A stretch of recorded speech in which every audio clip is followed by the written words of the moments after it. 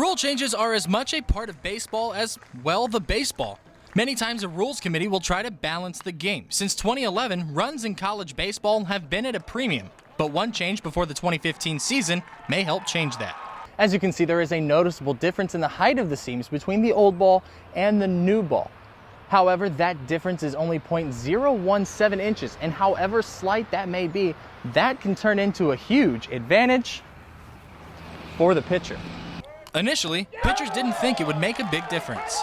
It's not going to really affect me much. I still have to stick with my game plan. The ball might move a little bit differently, but it's so minuscule for me that it doesn't make any difference in what I'm doing. I'm still throwing the same pitches. But now that we've had a full season to see the effect of the new flat seam baseball, the numbers disagree.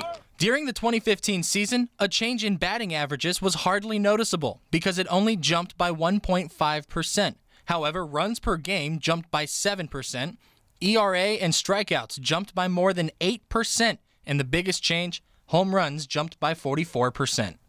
Well, I think we felt like home runs were definitely much more a part of the game.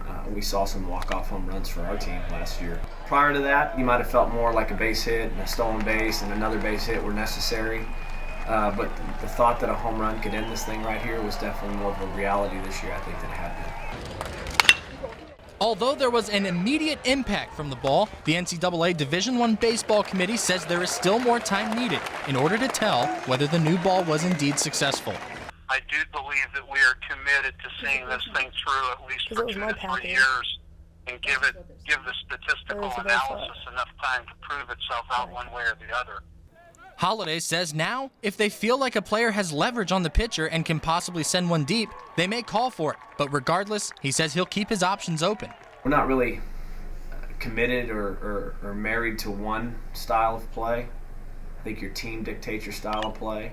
But I think the old ball, because the home run was a little bit more of a dinosaur, you felt like one run could mean a lot more to you than, say, it may now, where a 3-run homer is more likely to come up. So you played for a run more often because it would usually hold up better. Although ERAs, runs, and home runs are up across the nation, the new ball wasn't all bad news for pitchers. The plus is you see less blisters, you less finger issues, because the bigger seams always created issues for guys. The new ball has even had some effects that just frankly aren't visible. I think it's a better feeling ball. It's more similar to what the kids will use as professionals. And this is obviously a level where we want to prepare them for that. The professional baseball challenges, and a lower seam ball does react a little bit differently. So I think it's a really smart change and a good change. The overall balance provided by the new ball should not only continue to help pitchers, but provide a spark to offenses, which will help increase baseball's entertainment factor with fans.